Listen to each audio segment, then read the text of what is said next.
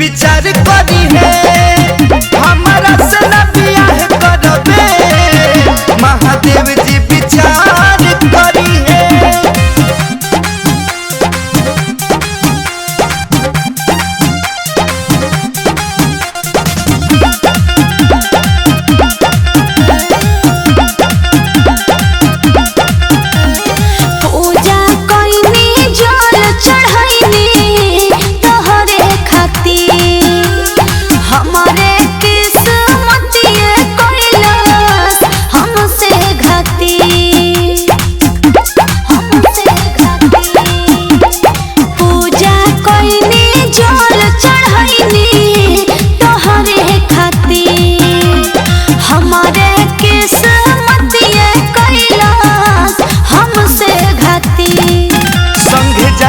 चढ़ाइले रहू वादा छोड़े के न कइले रहू लइका खोजाता दिलवा दुखाता प्यार को इसके मन पड़ी है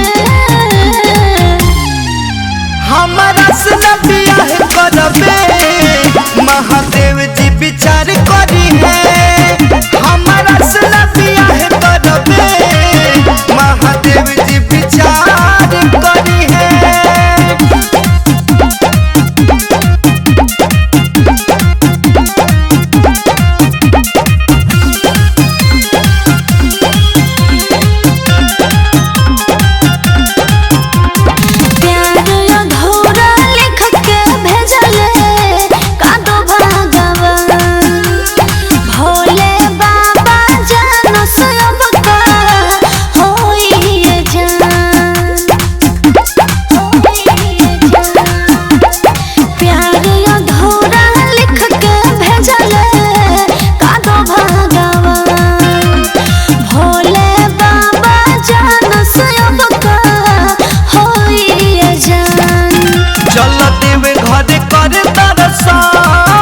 अब बबे बदली